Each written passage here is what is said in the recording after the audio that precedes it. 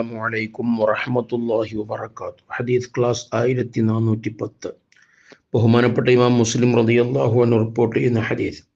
അൻ അബീ ഹുറൈറ റളിയല്ലാഹു അൻഹു ഖാൽ, അബൂ ഹുറൈറ റളിയല്ലാഹു അൻഹുവിൽ നിന്ന് നിവേദനം, അവിടുന്ന് പറഞ്ഞു, ഖാല റസൂലുള്ളാഹി സ്വല്ലല്ലാഹു അലൈഹി വസല്ലം, ഹബീബ് സ്വല്ലല്ലാഹു അലൈഹി വസല്ലം തങ്ങൾ പറഞ്ഞിരിക്കുന്നു, കഫാ ബിൽ മർഇ കദിബൻ, ഒരു മനുഷ്യൻ കളവ് പറയുന്നവനാവാൻ മതി, ഐ യുഹദ്ദിസ ബികുല്ലി മാ സമിഅ, അവൻ കേട്ടതൊക്കെ പറയുക എന്നുള്ളത്.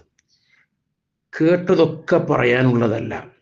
ഏതൊരു കാര്യം നമ്മൾ പറയുമ്പോഴും ഷെയർ ചെയ്യുമ്പോഴും അതിൻ്റെ നിജസ്ഥിതി എന്താണെന്ന് നാം മനസ്സിലാക്കണം. ഇന്ന് സോഷ്യൽ മീഡിയയിലൊക്കെ വളരെ വ്യാപകമായി കൊണ്ടിരിക്കുന്നതാണ്. കാണുമ്പോഴേക്ക് നമ്മൾ ഷെയർ ചെയ്യും.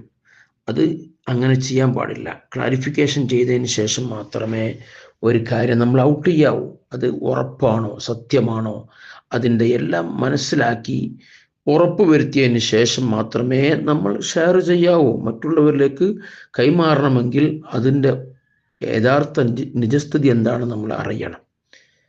അല്ലാതെ കേട്ടതൊക്കെ അങ്ങ് ഔട്ട് ചെയ്ത് കഴിഞ്ഞാൽ അത് വലിയ അപകടത്തിലേക്കാണ് എത്തുക. അവൻ കള്ളനായി മാറും. അത് മറ്റുള്ളവർക്ക് ആരൊക്കെ പ്രചരിപ്പിക്കുന്നുണ്ട് അതിൻ്റെയൊക്കെ കുറ്റം ഇവന് ലഭിക്കും. അപ്പോൾ അവൻ കളവ് പറയുന്നവനാകാൻ കേട്ടതൊക്കെ പറയുക എന്നുള്ളത് അവൻ കള പറയുന്നവൻ മതി എന്നാണ് മുത്തനബി സ്വല്ലല്ലാഹു അലൈഹി വസല്ലം ഹദീസിലൂടെ പഠിപ്പിക്കുന്നത്.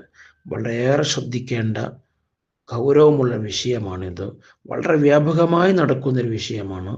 അപ്പോൾ ഏതൊരു കാര്യം അത് ക്ലാരിഫിക്കേഷൻ ചെയ്യാതെ നമ്മൾ ഔട്ട് ചെയ്യരുത്, അത് ഷെയർ ചെയ്യരുത്. കാര്യം നമ്മൾ ശരിക്കും ശ്രദ്ധിക്കണം. അല്ലാഹു തആല ഇതെല്ലാം മനസ്സിലാക്കാനും ഉൾക്കൊള്ളാനും സൂക്ഷ്മമായി ജീവിക്കാൻ അല്ലാഹു നമുക്കൊക്കെ തൗഫീഖ് നൽകട്ടെ. ആമീൻ യാ റബ്ബൽ ആലമീൻ. വസല്ലല്ലാഹു അലാ സയ്യിദിനാ മുഹമ്മദ് വഅലാ ആലിഹി വസഹ്ബിഹി വസല്ലം.